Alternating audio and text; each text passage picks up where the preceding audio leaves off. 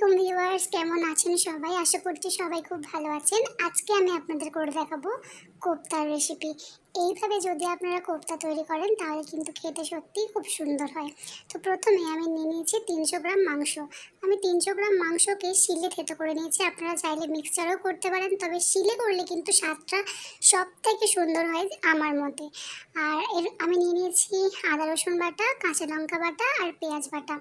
এবার আমি এর মধ্যে দিয়ে দেবো কতগুলো মশলার মধ্যে দিয়ে দিচ্ছি পরিমাণ মতো লবণ, পরিমাণ মতো হলুদ গুঁড়ো, 1 চা চামচ লঙ্কার গুঁড়ো, সামান্য একটু গোলমরিচ গুঁড়ো আর একটু গরম মশলার গুঁড়ো।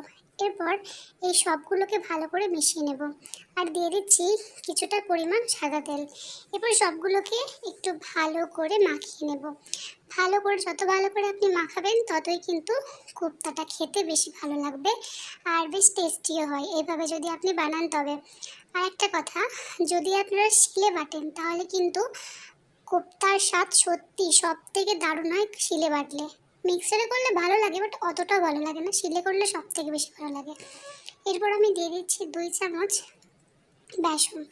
এবার বেসন দিয়ে আবারও ভালো করে মেখে নেব। বেসনের পরিমাণটা বেশি দেবেন না, বেশি দিলে কী হয় কোফতাটা খেতে কিন্তু বেসন বেসন লাগে, মাংসের স্বাদটা খুব একটা বোঝা যায় না, তাই খুবই অল্প পরিমাণ দেবেন শুধুমাত্র একটু মাখার জন্য, যাতে একটু আঠালো আঠালো হয়।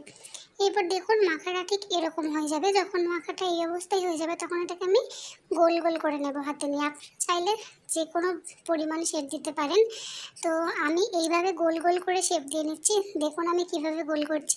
এইভাবে হাতে অল্প একটু তেল নিয়ে তারপরে গোল গোল করলে কি হয়, হাতে লেগে যায় না। তা না হলে কিন্তু বারবার হাতে লেগে যায়, তো কোফতাটা ভালো গোল হয় না।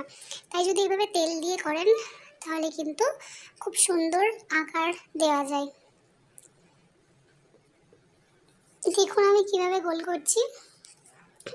আমি একটা করে নিয়েছি এবং আরও একটা করে নিচ্ছি।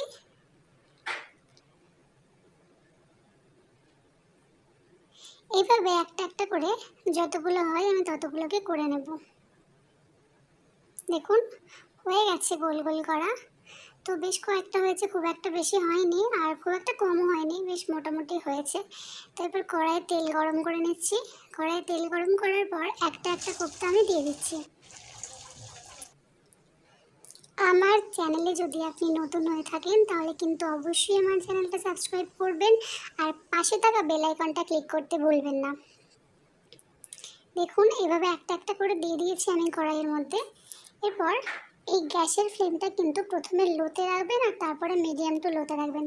কেননা যদি আপনি হাই হিটে কোফতাটা করেন তাহলে কিন্তু একদিকটা পুড়ে যাবে বা দুদিকটাই হয়তো পুড়ে যাবে আর ভেতরটা কাঁচা থাকবে।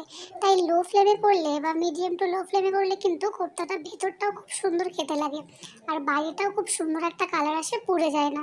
এভাবে একটা একটা করে কোফতাগুলোকে উল্টে দিচ্ছি খুন্তির সাহায্যে। আপনারা চাইলে কিন্তু ছাঁকনির সাহায্যেও করে নিতে পারেন।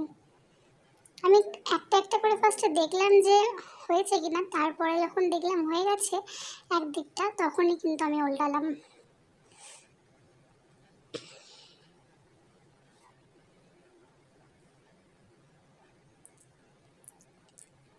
দেখুন কত সুন্দর কালার এসেছে কোফতাগুলোর।